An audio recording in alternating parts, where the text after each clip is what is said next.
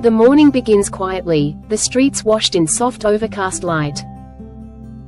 It's one of those days that feels like a gift, a gentle sky overhead, cooler air before the afternoon heat takes hold, and the perfect backdrop for something beautiful. Before the day grows busy, the mission is already clear. The city pots need watering, the hanging baskets need care, and the flowers that brighten downtown deserve their moment of attention. This isn't just routine work. It's part of what keeps the heart of the community alive, transforming simple street corners into bursts of color that welcome everyone passing through. Meeting at the garden center, Monica is already there with everything ready to go. There's a tank, a side-by-side vehicle, and a plan that stretches across several blocks of baskets and pots. It may sound simple, just water and move on, but in reality, it's more like a small adventure. Each turn down a quiet street, each careful pull into a tight corner, carries its own challenge. There's a rhythm to it, a patience required, and a kind of joy in seeing blooms thriving because of these small acts of care. Downtown is still and calm. Businesses are waking up, but the roads are nearly empty. The first stop is at the corner near the bank, where the flowers spill over their baskets in clouds of pink, silver, and soft lavender hues. They're bold enough to catch the eye even from a block away, but up close, they reveal a texture and depth that feels almost painterly. The bubblegum pink petunias dominate in the best way, tumbling over the sides with unrestrained energy, while the silver tones soften their edges. It's proof that sometimes in gardening, and in life, it's the simplest combinations that shine the brightest. Working through the pots is both a task and a memory lane.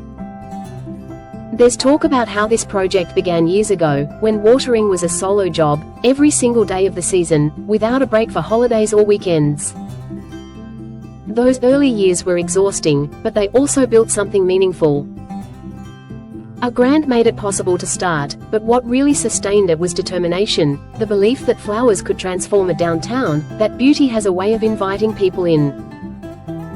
Now, the system is shared, the city lends a hand, and mornings like this can be enjoyed instead of endured. Of course, it isn't without its quirks. The tank system works, but only just. A hose kinks. Pressure falters. A switch looks like it belongs in a science experiment more than a garden project. Yet somehow, it all keeps going. That's the thing about gardening in any form, it's never perfect, but it's always rewarding. Every droplet of water that sinks into soil feels like an investment in joy, a promise that color and fragrance will last just a little longer. The baskets themselves almost tell stories. Some are perfectly shaped globes of bloom, a cascade of color that looks effortless. Others struggle, pulled down by too much iron deficiency or the simple wear of summer heat. Yet even those struggling pots carry resilience. With care, they bounce back, as if grateful for the chance. And standing beneath them, watering wand raised overhead, arms tiring but heart light, there's a rhythm in the work that feels deeply grounding. And then there are the unexpected moments, the laughter about steering the trailer too tightly, the smell of something burning in the air that sparks a moment of worry, the memories of early mornings when downtown felt less safe to tend alone. Stories spill out, like the time a massive wooden spool rolled off a truck and nearly collided with Monica's car, or the surreal day a police officer chased down a runaway pig in the middle of the road. Life in small towns always carries its surprises, and mornings like this give them a place to be retold. Each corner looks better than the last. The flowers stand tall, defiant even against the growing wind, and the streets carry a touch of pride that comes from being cared for. These aren't just pots of plants. They're part of the town's character, a quiet signal to residents and visitors alike that someone values beauty enough to protect it.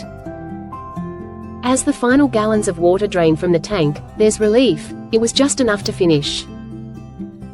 Perfectly timed, as if the day itself conspired to make it work. The reward isn't just in the blooms, though. It's in the ritual of it all. A stop for coffee and bagels becomes its own celebration, a pause before the next chapter of the day unfolds. Sitting with a mocha smoothie in hand, hunger finally met after a skipped breakfast, there's time to enjoy the satisfaction of a job done well. Simple pleasures, good company, good coffee, and the knowledge that the city is a little brighter because of the morning's effort. Back home, the work continues in a quieter, more personal way. The garden waits with its own needs, its own stories. There are sedums to plant in the beds that have struggled with too much water. Their dark foliage is beautiful when healthy, but too much moisture dulls them, leaving them stressed. It's a reminder that balance is everything, that even the hardiest plants need the right conditions to thrive. Planting them feels less like a chore and more like giving them a second chance, a promise that next year will be better. The surrounding garden hums with life. Weigelia blooms again, grasses sway tall in the breeze, salvias have already cycled through their season of color and now wait for a trim. Some plants are weary, their leaves spotted from hard water or their stems heavy with spent blossoms. Others shine freshly, vibrant against the muted tones of late summer.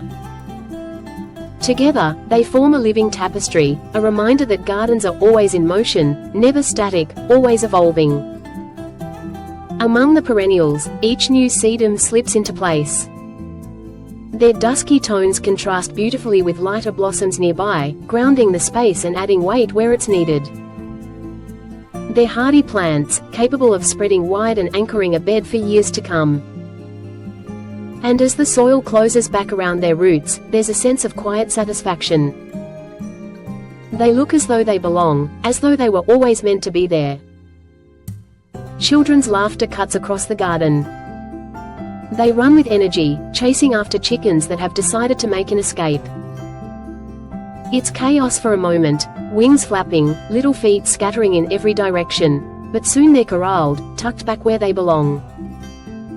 The interruption brings levity, the kind of everyday humor that reminds us why gardens matter. They're not just for plants, they're for people, for families, for moments that weave themselves into memory. Wandering further, blooms call out for attention. Orange salvia flames like a torch against the green, Veronica stands tall needing a trim, lantanas spill their fiery flowers from a container. Each plant seems to carry its own character, its own presence. It's never just about filling a bed with color, it's about creating harmony, letting strong personalities coexist without overwhelming each other. Some beds are unruly, chamomile spreading where it shouldn't, echinacea fading into seed. Yet even in the wildness, there's beauty. It's the kind of beauty that can't be staged, authentic, messy, and alive. A quick cleanup here, a rogue plant pulled there, and suddenly the space feels renewed. The sedums anchor it all, adding a sense of intention that balances the wild edges. By the time the last plant is tucked into its new home, the garden feels transformed. Not finished, gardens never are, but renewed, ready to carry on into the next season. Standing back, it's clear that the effort was worth it. Every hour spent watering city pots, every gallon measured carefully, every plant chosen and placed, it all builds towards something bigger. A city a little brighter. A garden a little stronger. A life a little richer. That's the real magic of gardening. It isn't just about plants. It's about patience, resilience, and joy. It's about carrying on traditions, making spaces more beautiful, and finding gratitude in simple things.